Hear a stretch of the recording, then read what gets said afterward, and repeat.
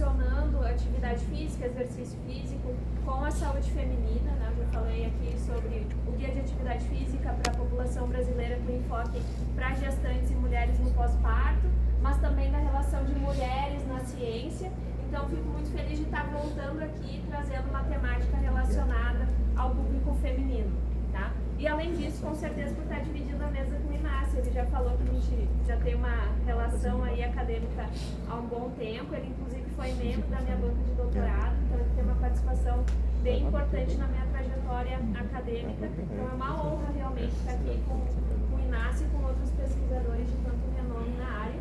E estou formando esse bloco dos gaúchos, né? Então, fechando aí o blocão dos gaúchos, vocês já estão a tarde inteira escutando o sotaque do sul, com o Felipe, o Samuel e o Inácio.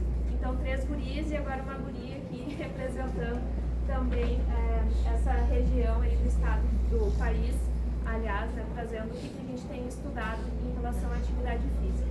E hoje a minha temática vai ser abordando a atividade física dentro dos ciclos vitais femininos. Então, entender um pouco de como o universo feminino se relaciona com a atividade física.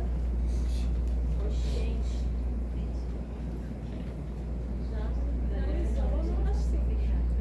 Tava bom demais pra ser verdade. Gente, passou agora. Tá, Daniel. Eu acho que isso aqui não tá rolando. Agora rolou. É porque tem que clicar primeiro. Entendi. Tinha que dar um clique. Beleza.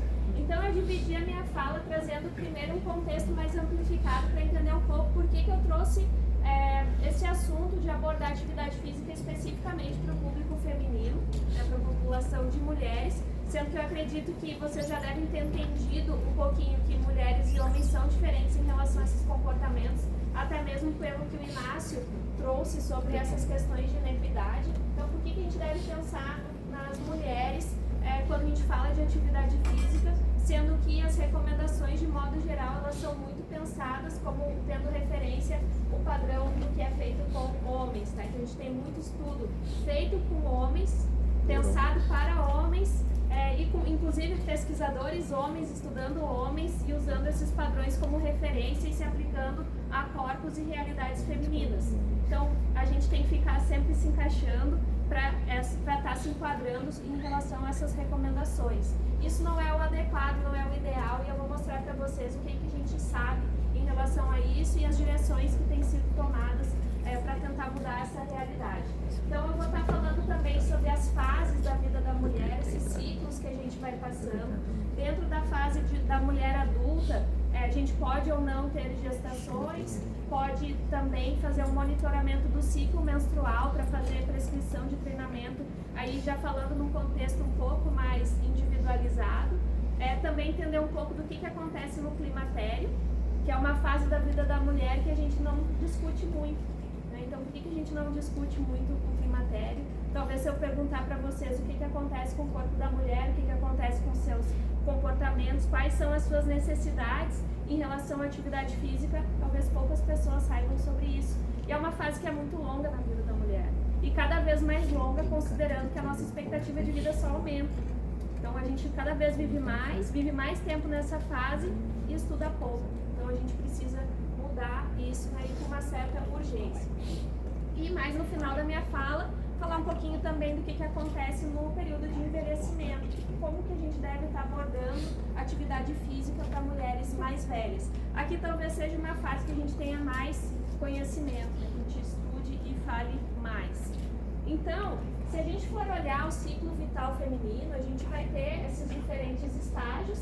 Ali no início no final da infância, né, entrando na vida adulta, o início do período fértil da mulher é marcado pela menarca, que vem a ser a primeira menstruação, que de modo geral acontece por volta, em média, ali por volta dos 12 anos, e esse período fértil vai até a menopausa, que é a última menstruação. Então, ali, ao longo desse ciclo vital da mulher, ela vai ter diferentes oscilações hormonais que vão acontecer de forma constante durante o ciclo menstrual, que vão impactar em diversos fatores que vão determinar se ela vai ser mais ativa ou não e que tipo de exercício vai ser mais adequado para essa fase que ela vai estar atravessando. Dentro da idade da fase adulta, a gente também pode ter, passar por gestações que também vão influenciar, vão determinar a prática de atividade física ou não. climatério, que vem ser essa fase em que começa a ter uma grande redução de alguns hormônios, e que isso vai trazer algumas mudanças físicas, fisiológicas, biológicas e também de contexto social que vão influenciar nos comportamentos femininos. Então, passando aqui para um contexto geral, o que a gente sabe em relação à inatividade física, pensando na população feminina, inclusive comparando com a população de homens, tá? Então, a gente sabe que as mulheres, elas fazem muito menos atividade física do que os homens. Inclusive, eu não vou me deter muito mais nesse slide, porque o Inácio, ele contemplou bastante do que eu ia falar, mostrando justamente esse gap, né? Então, se a prevalência de mulheres mundialmente que não atinge as recomendações de atividade física, ela fica em torno de 30%, se a gente for olhar globalmente, para os homens esse percentual já é menor. Agora, se a gente for olhar a estratificação de dados dentro do nosso país, essa lacuna ela ainda é mais alta, tá? Então, de modo geral, no Brasil, as mulheres adultas, mais da metade não atinge o que é recomendado de atividade física, enquanto para os homens, essa falta de cumprimento das recomendações fica em torno de 40%. Então, já é uma lacuna bastante elevada, né? Então, por que é tão diferente? Por que os homens são mais ativos do que as mulheres? O que está acontecendo aí, né? Então, a gente sabe que tem muitas questões relacionadas à desigualdade social, também desigualdade cultural, de estímulo mesmo para a prática de atividade física. Como o Inácio relatou, desde bebê já vai ter uma diferença em comportamento, em estímulo para ser ativo ou não. Já vai ter essa diferença já encontrada desde lá da primeira infância. Isso com certeza vai impactando ao longo da vida e acaba chegando nesses resultados aqui que a gente consegue observar. E com isso vai acabar resultando numa menor participação feminina em esportes, em práticas de atividade física no lazer, né, no deslocamento e assim por diante.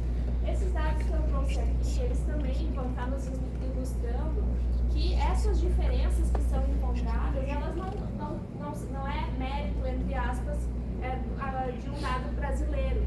Na verdade, isso vai estar acontecendo em todas as regiões do mundo e em diferentes faixas etárias. Então, aqui sempre as três primeiras colunas mais claras, elas são dados de mulheres em diferentes faixas etárias e as três últimas de homens. E se vocês forem observar cada uma dessas comparações, vocês podem notar que sempre as mulheres são menos ativas do que os homens. Então, isso é algo que acontece globalmente em todas as faixas etárias. Então, realmente, é algo que a gente precisa observar de forma diferente. A gente tem que olhar homem e mulher de forma diferente quando a gente está falando de determinantes de atividade física. Tá? Até porque as barreiras enfrentadas pelas mulheres para serem ativas, elas são diferentes. Então, quando eu falo nas minhas aulas, tem alguns alunos meus aqui que já foram e que são alunos, quando eu falo sobre barreiras de atividade física e pergunto o que vocês acham que faz com que as pessoas não façam atividade física. Normalmente, a primeira resposta sempre é o tempo. Então, as pessoas falam que não tem tempo para fazer atividade física. Beleza, então homens e mulheres vão dizer que não tem tempo. Mas quando a gente vai olhar de modo separado, a gente observa que essa falta de tempo, ela ainda é maior entre as mulheres, tá? Então, dados bem recentes aqui do IBGE, de uma pesquisa chamada PNAD, que é uma pesquisa nacional de amostra por domicílios, mostram que, em média, as mulheres dedicam 10 horas a mais por semana em tarefas domésticas quando comparadas com os homens. Então, tem um descompasso aí, né? Então, se todo mundo tem menos tempo, já tira mais 10 horas do público feminino para poder se dedicar a uma atividade física de lazer, por exemplo. Tá? Então, são estruturas sociais realmente que precisam estar sendo pensadas. Também uma lacuna muito importante dentro da população feminina é a questão de percepção de segurança. Então, as mulheres se sentem mais expostas a riscos quando vão estar se envolvendo em realização de atividades físicas na rua, né? Vão ter mais medo dessa exposição. Além disso, a questão cultural, de um menor estímulo para ser ativa, desde lá da infância, né, que as atividades que são estimuladas para os meninos, normalmente elas são de brincar, jogar na rua, correr, né, eles se sentem mais motivados para essas práticas, enquanto que as meninas elas acabam sendo mais preservadas ali, de ficar mais dentro de casa, fazer atividades mais paradas, né? São brincadeiras diferentes que acabam sendo estimuladas. Então, essas barreiras, de modo geral, elas passam por questões tanto relacionadas a tempo, mas também a responsabilidades familiares, né, papéis que são atribuídos normalmente às mulheres, como cuidar dos filhos, cuidar de pessoas doentes, cuidar de idosos, cuidar da casa. Então, essas responsabilidades são papéis que são atribuídos a elas que acabam sobrecarregando as mulheres. As questões de local, de ter ambientes que sejam apropriados e seguros para a prática, companhia, percepção de cansaço, indisposição, falta de motivação para ser ativo. E aí, né, pensando nesse contexto mais amplificado, o que a gente sabe sobre os efeitos do exercício físico e os efeitos adaptativos quando a gente fala de mulheres frente ao exercício? Eu coloquei essa pergunta em rosa para ser realmente uma provocação, porque o que a gente observa é que a pesquisa científica somente nos últimos anos que começou a ter esse olhar para a mulher de modo específico. Tá? Então a gente sempre pega o homem como referência e acaba usando esses dados para também estar pautando intervenções, programas, propostas que se aplicam para a mulher. Tá? Então, só para vocês terem uma ideia, tem uma lista de medicamentos que não é pequena, que são recomendados para mulheres e para homens, mas que foram testados somente para homens. Isso, a mesma dosagem ela é aplicada para a mulher e os medicamentos não funcionam também para a mulher. Isso inclui antidepressivos, inclui medicamentos para doenças cardiovasculares e uma lista gigante, tá? Então, assim, por que isso acontece? Né? Por que a gente não é olhado, sendo que a gente representa metade da população mundial, né? A gente precisa, assim, ser olhado. Testes para segurança veicular são feitos com bonecos com tamanho e peso, manequins, né? E tamanho e peso masculinos. E a gente anda de carro do mesmo jeito que o homem, mas os nossos corpos eles são diferentes, então a gente tem uma exposição a um risco que é diferente dos homens também. Então a gente precisa realmente ter mais estudos para entender tanto questões fisiológicas como questões propriamente anatômicas, também para entender um pouco melhor como que as mulheres funcionam e como que o mundo pode ser pensado para nós também. Tá? A gente não quer ficar sendo como a Simone de Beauvoir, que é uma filósofa que escreveu um livro muito famoso que é O Segundo Sexo. Ela fala justamente do segundo sexo porque é como se o homem fosse o primeiro sexo e a gente é visto como o outro. E aí a gente tem que se encaixar num mundo que é pensado para o homem. E isso não é o que a gente quer mais, tá? A gente quer realmente que a ciência ela comece a olhar para a gente como a gente realmente merece. Então, realmente, nos últimos anos, começou a ter um esforço para a gente entender um pouco melhor como a fisiologia feminina funciona em relação ao exercício físico, mas ainda tem muita coisa que a gente não sabe. Tá? Então, esses estudos relacionando com o ciclo menstrual, e como a gente faz planejamento de treino dentro desse ciclo, esse monitoramento, começou não faz muito tempo. E isso ainda é considerado dentro da ciência do esporte como se fosse um tabu. Então, falar sobre ciclo menstrual, falar sobre o esporte ainda não é uma coisa que todo mundo se sente à vontade para conversar. E eu, sinceramente, não entendo muito bem o porquê. Tá? Então, eu coloquei ali até havia, mas na verdade ainda há uma carência muito grande de informações, tem muitas lacunas para serem preenchidas. Então, quem está aí na graduação, tem que entrar na pós-graduação, quem está na pós-graduação, e que é um tema de pesquisa relevante, pode começar a olhar para cá, porque vai ser um boom. Eu acredito muito nisso, que nos próximos anos vai crescer muito a pesquisa dentro dessa área. O que a gente já sabe muito bem é que os comportamentos são diferentes, os determinantes da atividade física eles vão ser diferentes para homens e para mulheres, e que inclusive eles vão mudando ao longo desse ciclo de vida. Ou seja, o que determina que uma mulher vai ser ativa quando ela está na fase adulta vai ser diferente de quando ela vai estar no climatério, por exemplo. Né? Então, esses determinantes eles também vão oscilando durante a vida da mulher. Então, vamos conversar um pouquinho sobre esses ciclos, né? O que a gente deve saber, o que a gente tem de recomendação recomendações para cada fase dessa vida feminina. Quando a gente fala de uma mulher adulta, aqui eu estou falando de modo bem amplificado de mulheres adultas saudáveis. O que a gente tem usado é a recomendação que a gente vê de guias como o guia da OMS, guias da atividade física para a população brasileira, que já foram citados aqui, em que as recomendações elas dizem que a gente deve fazer pelo menos 150 minutos de atividade física moderada vigorosa, ou fazer atividade física de intensidade mais elevada e também exercícios de fortalecimento muscular. O HIIT, como o Alan falou hoje de manhã, ele tem uma justificativa muito forte para a questão de fazer treinos que têm uma duração mais curta, porque a gente faz intensidades mais elevadas. E aqui é muito usado justamente com essa justificativa de ter um tempo reduzido de treino. E aí eu falei para vocês, o tempo é uma barreira muito importante. Então, o que normalmente é recomendado? Beleza, então se o problema é o tempo, vamos fazer exercício mais curto? Mas aí eu trago para vocês a reflexão, será que a gente deve pensar em fazer exercícios mais curtos para lidar com a questão do pouco tempo? Ou que a gente deve pensar numa estrutura mais ampla que faz com que cada vez a gente tenha menos tempo? Tá? E se eu não quiser fazer um exercício de 20 minutos intenso e na verdade que eu queria ir lá no outro canto fazer uma aula de dança de 1h30 com as minhas amigas? Aí eu não vou conseguir fazer, e era aquilo que eu gostaria de fazer. Então, na verdade, a gente tem que pensar justamente nessa estrutura patriarcal, como o Inácio também citou, que faz com que a gente tenha menos acesso, menos oportunidade para fazer realmente o que teria uma melhor aderência, inclusive, mas que traria um melhor prazer, uma maior satisfação de estar realizando, né? Que a gente possa ter escolhas, tá? E sendo que, claro que pode ser que a escolha seja fazer um HIIT. Eu gosto muito de HIIT, vou defender que essa prática ela sim vai ter efeitos bastante importantes, inclusive podem ser similares ou até melhor do que exercícios moderados que sejam contínuos, dependendo do desfecho que a gente vai estar analisando.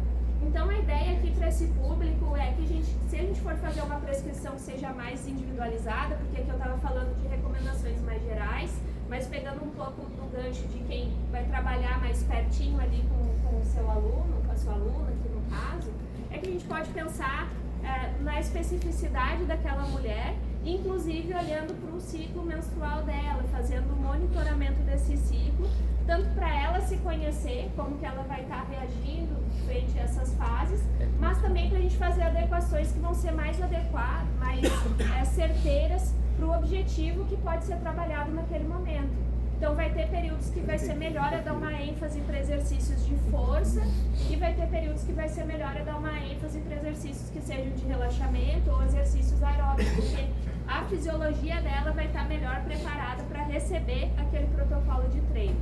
Então, dentro do ciclo menstrual, a gente vai enfrentar ali um período que é chamado de TPM, né, o período tensão pré-menstrual, em que cerca de 70% das mulheres vão apresentar sintomas. Esses sintomas são bem variados, eu coloquei aqui alguns dos que são mais comuns, mas já tem listas que contemplam mais de 150 tipos de sintomas que podem ser apresentados, tá? Então, desde de dor de cabeça, irritabilidade, cólica, né, que é bastante famosa, indisposição. Uma parcela dessas mulheres enfrenta insônia também. Então, como é que fica a motivação para fazer atividade física quando tu está passando por um período ali que pode ser 5, 6 dias nessa condição e que isso vai acontecer de novo daqui a mais ou menos um mês, tá? Então, toda hora a gente está tendo essas oscilações. Então, a prática de exercício físico deve acompanhar também essas oscilações. E aqui, de novo, eu estou falando de modo geral, mas obviamente que vai ter variações em nível individual. Então, essas diferentes fases do ciclo menstrual, elas vão determinar também diferentes necessidades para essas mulheres. Aqui eu trouxe esse gráfico só para vocês observarem como que os hormônios eles vão oscilando durante esse ciclo. Tá? Então, obviamente que o exercício físico ele vai ser impactado, a motivação da mulher, a disposição dela para fazer exercício, de acordo com essas fases aqui hormonais. Então, normalmente o ciclo vai ter, em média, 28 dias. Aí ele começa a contar a partir do primeiro dia da menstruação, que vai mais ou menos até 4, 5 dias. Então, vejam como aqui estão os hormônios bastante baixos, tá? E subida aqui bastante importante do estrogênio. O estrogênio é como se fosse o esteroide natural. Então, quando a gente tem essa pico ali de estrogênio, é um momento bastante adequado para a gente investir em exercícios de força e de potência. É aquela fase, as gurias aqui vão me entender bem, quando a gente começa a se sentir muito forte, a gente vai como, só em homenagem à minha roupa aqui, ficando uma leoa, assim. Tipo, eu sou forte, eu vou, quero, consigo, tá? Porque a gente tem fases bem diferentes daqui também, né? Quando os hormônios começam a cair, né? Aqui a gente também tem uma energia bastante elevada por causa da subida da progesterona. A progesterona é o hormônio pró-gestação, então a gente vai ter energia, mas não vai ter tanta força, porque o estrogênio ele está em queda. Então aqui a gente ainda tem energia para investir ali em exercícios intensos, metabólicos, mas principalmente exercícios aeróbios. Não é um momento tão interessante para estar investindo em fazer exercícios com muito peso, com muita carga. A gente não vai estar com tanta força assim. E aqui começa a cair tudo de novo, tá? E aqui é quando a gente entra na TPM, que seria o ideal a gente pensar em exercícios mais revitalizantes, exercícios que vão fazer com que essa mulher sinta um maior bem-estar. Então, se aqui eu falei que a gente estava virando uma leoa, aqui é como se a gente estivesse virando uma gatinha que quer ficar deitadinha, né, relaxando, porque realmente esses hormônios fazem com que a gente se sinta mais indisposta. E aí, como que a gente pode pensar num planejamento dentro desse ciclo menstrual quando a gente fala, por exemplo, de atletas, né, de esportes de alto rendimento? A gente sabe que tem algumas atletas que fazem uso de recursos para estar manipulando esse ciclo para que ela esteja em fases mais fortes justamente na prova-alvo dela, né? Então a gente vão fazendo essas manipulações. Então o ideal é que a gente faça esse monitoramento para conseguir encaixar as fases do treinamento de acordo com como esse ciclo vai estar organizado. E eu trouxe aqui para vocês um vídeo, vamos ver se vai rolar. Vai rolar, né, Daniel? É a responsabilidade do Daniel se não rolar. Um vídeo de uma nadadora que foi um caso bastante emblemático quando a gente fala dessa questão do ciclo menstrual em atletas de alto rendimento. Essa nadadora chinesa, ela participou das Olimpíadas do Rio em 2016 e ela fez a prova e ela terminou a prova assim, ela tinha tido um desempenho bem abaixo do que estavam esperando, e aí eu trouxe a entrevista dela até 40 segundos só para vocês verem, vamos ver se vai rolar. Sim, não, acho que pode tocar. Acho que vai. Não. Fica tranquilo, Daniel. Bom, gente, acho que não vai. 傅园慧今天身体，我知道她的身体昨天好像不处在最佳状态，但其实我知道你已经拼尽全力了。我觉得今天是我没有好，对不起我的队友。没关系，我知道你已经尽力了，你已经发挥自己最好的状态，是不是肚子现在非常疼啊？对，因为昨天来例假了，所以就还是会有点乏力吧，感觉特别累，但这也不是理由，还是我没有游好。 非常好了，下次继续努力，好吗？谢谢你们，谢谢。 Então vocês vejam aqui, né? Ela conta que na noite anterior ela tinha entrado no ciclo menstrual e ela estava com muita dor, muita cólica, ela não tinha conseguido desempenhar como ela esperava. Isso, gente, foi considerado assim, uau, uma quebra de tabu. Ela falou de menstruação e ela recebeu muito hate. Muita gente criticando, falando, nossa, por que foi falar disso? Nada a ver falar disso. Para vocês terem uma noção, teve gente criticando por que ela entrou na piscina menstruada. Tá? Só para vocês terem uma noção assim, de como isso é uma coisa que as pessoas têm um desconhecimento muito grande porque não falam sobre. Tá? Então é bastante delicado. E as atletas, elas relatam que é muito problemático porque a maioria dos treinadores é homens, a maioria dos médicos do esporte que acompanham elas são homens, elas não se sentem tão à vontade para falar e sentem que os homens não entendem o que elas estão passando. Então é um problema realmente bastante grande quando a gente fala de esporte, tá? E passando adiante, eu vou trazer uma pincelada de cada coisa porque realmente poderia fazer uma palestra sobre cada uma dessas fases.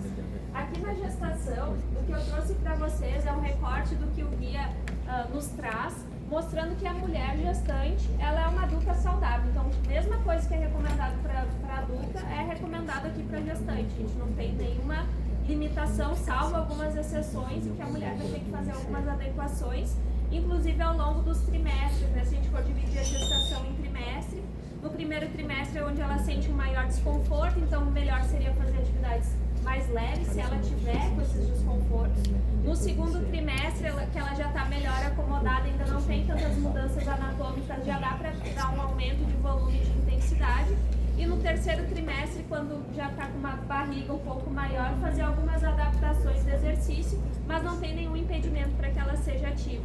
Inclusive, quem fazia atividade física intensa antes da gestação, pode continuar fazendo durante a gestação sem nenhuma restrição. Então a gente não precisa ficar olhando a mulher gestante como se ela fosse de vidro, assim, como se ela tivesse que ter tanto tato. Ela pode continuar sendo ativa sem nenhum problema. E aqui, falando um pouquinho do climatério, o que acontece aqui é que é uma queda muito grande daqueles hormônios que eu mostrei para vocês, principalmente o estrogênio. E quando tem essa queda de estrogênio, que eu disse, a gente perde força, não está tão bem, isso aqui vira uma constante.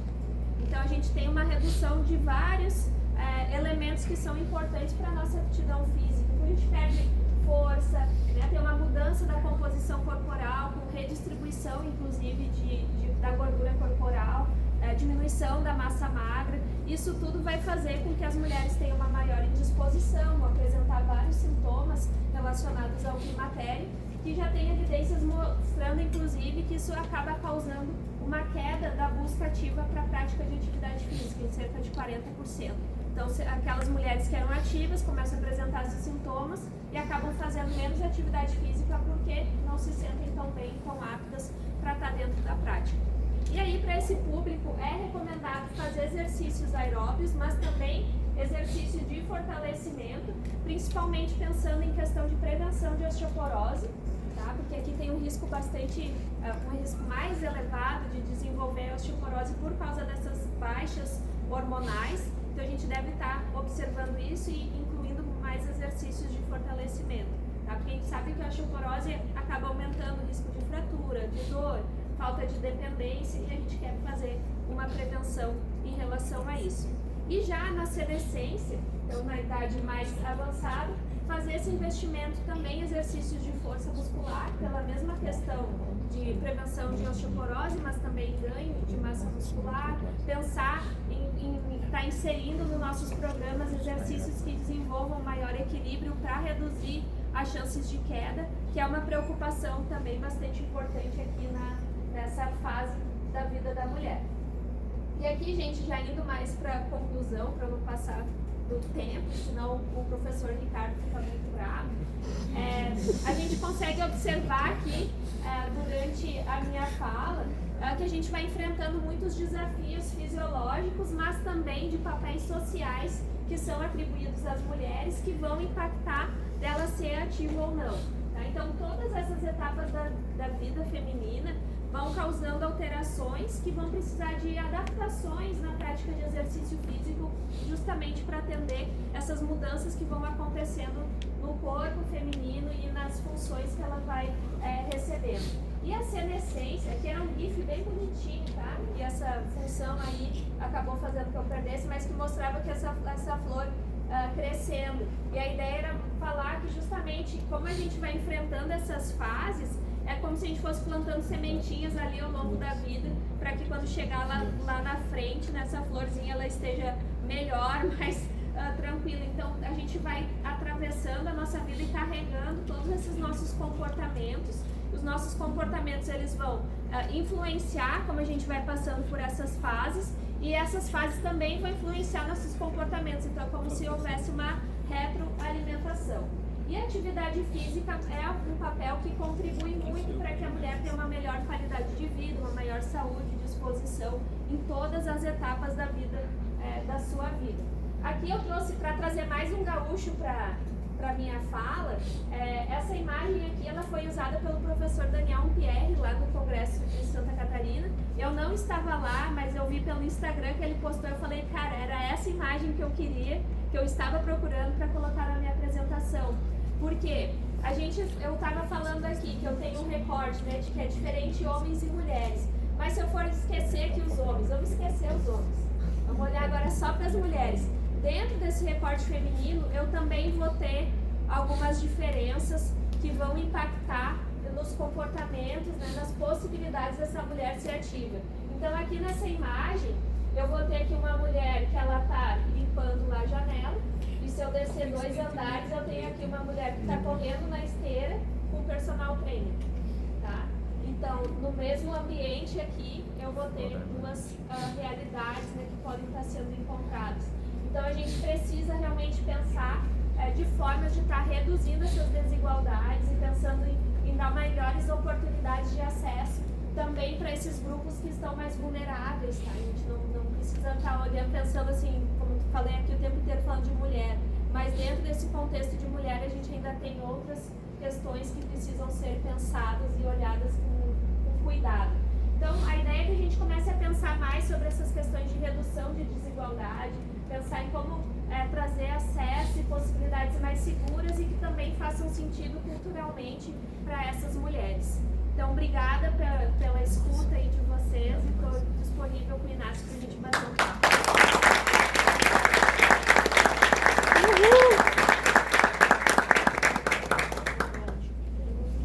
Ah, mano, eu queria que o Leonardo desse uma matéria só assim, aqui. Uma matéria. Eu gostaria de convidar você, Inácio, para assumir aqui a mesa, para a gente começar o nosso debate. Eu tenho uma pergunta. Pessoal, devido ao tempo, a gente vai ter 10 minutinhos para possíveis questionamentos. E quem gostaria de começar? Deixa eu ver. Como é seu nome? Milena, estudando na sala. Leone, a pergunta para você. Eu fui ex-atleta no colo dessa posição. Eu tinha muitos problemas com o meu ciclo, certo? Eu me atrapalhava muito durante a minha carreira e tal. E aí eu fui na profissional, na ginecologista, e ela me indicou o quinto máximo médio para parar de menstruar.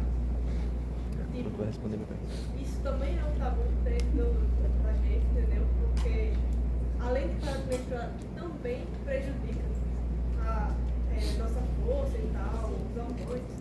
Vai responder minha pergunta. E eu acho que isso me prejudicou também bastante na época. Era O que sobre é que você fala? a mudança hormonal com os Olha, Milena, como tu acompanha também, eu também estou dentro do mundo aí do esporte, também posso dar um depoimento, tá? Porque eu fiquei bastante tempo sem menstruar por causa de fazer um exercício muito intenso, com volume muito alto. Também procurei um médico, na verdade procurei um ginecologista, que me falou que eu não deveria me preocupar com isso, porque a minha intenção não era engravidar. Então por que eu ia estar me preocupando com o ciclo? Como se o ciclo menstrual tivesse a função única e exclusivamente da gestação. E na verdade não é isso que acontece, né? Porque a gente precisa ter essa ciclicidade desses hormônios justamente para a gente conseguir desempenhar, mas também pela questão da nossa saúde. Até a saúde óssea tem um impacto bastante importante por essas oscilações de hormônio. Então, o ideal é que a gente estivesse ciclando normalmente. De acordo com o ciclo competitivo. E aí tu organizar o teu treino dentro dessa possibilidade. Tem alguns treinadores que eles usam toda aquela fase ali que eu mostrei, que tem a parte de força e de exercício aeróbio, eles usam todo aquele período para fazer exercício mais intenso, mesmo de força ou aeróbio. E tem mulheres que não sentem tanto impacto assim de TPM, então teria todo um período bastante grande, tirando o período ali menstrual, que normalmente fica mais difícil de fazer treinos tão intensos. Mas o ideal seria assim, continuar com o ciclo menstrual e encaixar a tua periodização de acordo com os sintomas que tu apresenta, tá? E fazer esse monitoramento. E aí a dica é, né, de observar o ciclo, como tu sente, como que são os teus sintomas, porque isso vai ter uma variação. O que eu trouxe aqui é o que é normalmente observado, tá? Mas a gente precisa se conhecer para saber como adequar o planejamento de treino. E ter treinadores que estejam atentos observando isso, que isso talvez seja uma parte bem difícil, tá? Principalmente, como eu falei aqui, no mundo em que a gente sabe que a maioria dos treinadores e as pessoas que estão acompanhando são homens, que às vezes não estão tão preocupados com isso, infelizmente. Mas eu estou confiante que vai melhorar. VDC. Próxima pergunta. Pode ficar à vontade. Pergunta assim para. Não sei como é um comentário assim para Leoni.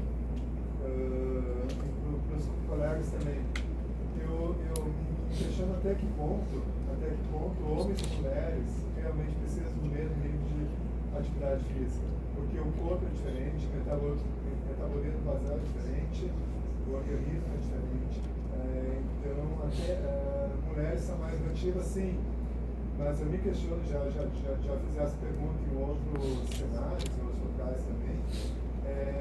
Até que ponto a gente deve advogar que mulheres e homens têm o mesmo nível de atividade física para serem fisicamente ativos, já que os corpos são diferentes também. Se a gente for analisar o consumo de álcool, as mulheres são 4 doses, os homens são 5, por exemplo. Esse teste de acidente que eu mostrou ali na apresentação, o outro homem é um, mulher é outro. Então, até que ponto a gente não está sendo.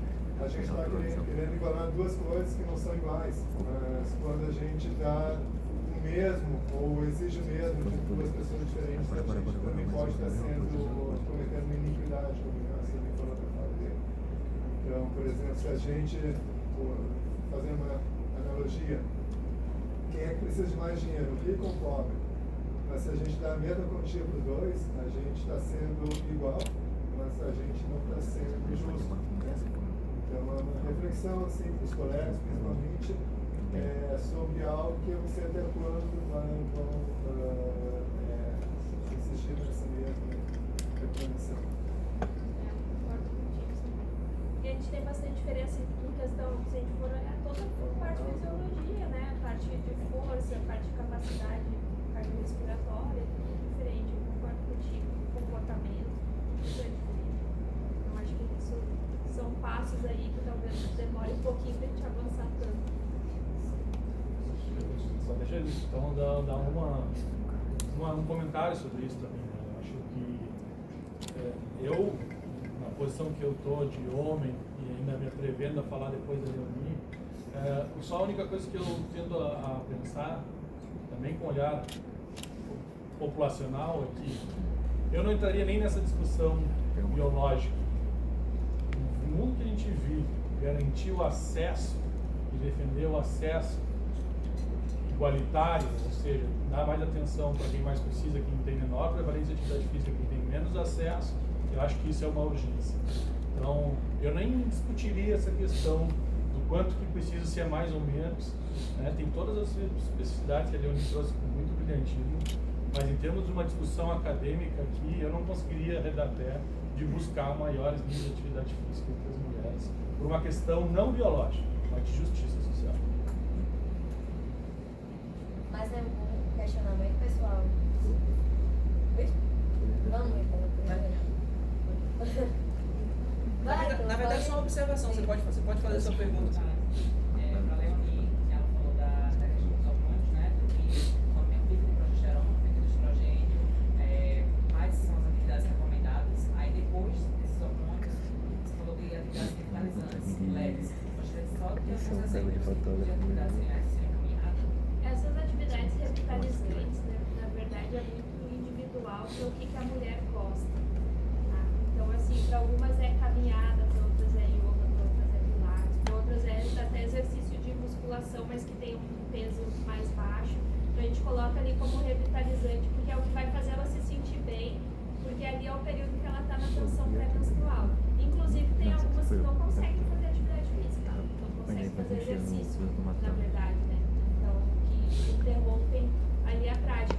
Isso quando a gente, que ali eu estou falando uma parte mais como se fosse populacional, e depois eu falo da parte realmente de atletas, né? E inclusive eu li alguns estudos aí ao longo desses últimos dias preparando a fala, de que tem muitas mulheres atletas que têm dificuldade de fazer exercício nessa fase, e que isso é muito difícil psicologicamente para elas, porque elas interrompem o treino, uma prescrição de treino durante ali uns 5 dias do mês, e elas sentem que tem uma desvantagem muito grande frente a outras que conseguem treinar, só que elas não conseguem fazer, não conseguem desempenhar. Então tem toda essa questão também de como acaba influenciando emocionalmente. Então a revitalizante é mais o que é legal para ela. Daniel. Bom, boa tarde. Primeiro, parabéns pelas falas e eu só queria realmente expressar o quanto eu fiquei feliz de ouvir a fala de vocês dois e lamentar o quão pouca gente tem aqui acompanhando. Só fico mais feliz porque foi gravado e espero que vocês autorizem que a gente coloque isso disponível no YouTube do programa para que mais pessoas tenham acesso. Por 2 motivos. Primeiro, eu particularmente, apesar do tempo que eu estou dentro da universidade, eu nunca vi análises nesse nível de profundidade, embora 30 minutos, para os dois casos. Segundo, da importância que de fato isso tem. Hoje a gente tem uma revista específica que é o Women's in Sport and Physical Activity, que é uma revista que está tentando se reformular e está crescendo bastante, que é bastante interessante. Tem vários artigos interessantes lá, né? E como o professor Inácio falou, realmente por uma questão de justiça social, a gente precisa rever toda a estrutura, porque é muito preocupante ver que essas diferenças já começam com crianças de 1 ano de idade. Então, assim, é muito complicado pensar nesse cenário. É difícil para todo mundo, mas para as mulheres conseguem ser ainda ou muito pior, né? Então, enfim, parabéns pelas apresentações, pelas falas. Eu espero que essa gravação seja vista, provavelmente vai servir de base aí para várias ideias e quem sabe repaginar isso. Fazendo a minha culpa, os estudos que a gente faz, infelizmente, acabam sendo na maioria por homens, né? E com homens, inclusive, uma iniciativa que eu estava tentando fazer era o idealista em mim, tentando destinar uma bolsa de iniciação científica específica para meninas, mas infelizmente até a procura das mulheres no grupo ela é bem pequena, né? Enfim, e aí acredito que com o tempo isso vai avançando mais, né? Porque em vários cenários as mulheres acabam sendo, infelizmente, principalmente na pesquisa, minoria. E acho que esse interesse vai crescer cada vez mais e acho que falas como essa vão fomentar ainda mais esse tipo de interesse e a importância, se é que precisamos falar, mas enfim. Inclusive, tem algumas coisas que é realmente como tu falou, assim, eu vou ter uma bolsa que vai ser destinada para uma mulher, né? E algumas coisas têm que ser forçadas, tá? Inclusive aqui na organização do evento, quando o Ricardo estava pensando, eles começaram a fazer relação dos pesquisadores, ele falou, não, a gente tem que colocar mulher também, a gente tem que pensar em colocar mulher. E esse é um exercício que eu vou propor para vocês, quando começarem a olhar a divulgação de eventos na nossa área, comecem a olhar os pesquisadores que vão estar falando e vejam a proporção de homens e mulheres, tá? Porque o que acontece? A gente realmente vai ter mais homens que chegam lá em cargos que são mais altos e o que eles fazem? Puxam outros homens. Então sempre convidando homens. Ele fala assim, mas é que eu não conheço muita mulher. Eu falo, meu filho, se vira, vai atrás, vai perguntar, vai dar até os pulos, como a gente fala, mas tem que trazer mulher. Quando eu fui fazer a minha banca de doutorado, que o Inácio participou, eu falei, não, eu quero uma mulher também na minha banca, porque ia ser outro homem também junto. Eu falei pro meu orientador, eu disse, não, eu quero uma mulher.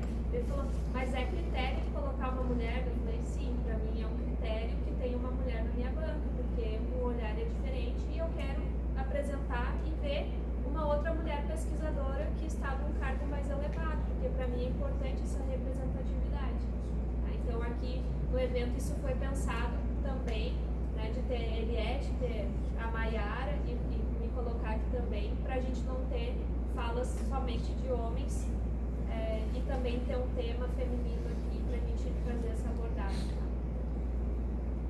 Pessoal, a gente encerrou agora. Você ia fazer mais uma? Tá, mas a gente encerrou porque a gente ainda vai ter a palestra do professor Edmundo Azevedo. Mas antes Depois tu fala depois você fala com os professores de Cortado na hora. E gostaria só de fazer mais uma apontada. Tramontina.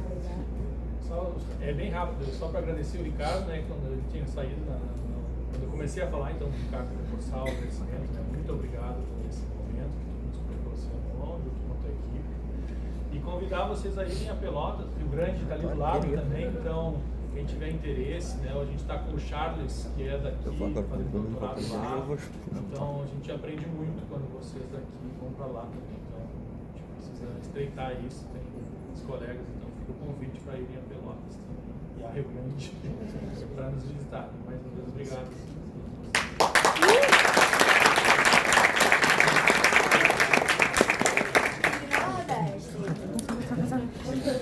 Já era, perdeu. Aqui no tá no grupo.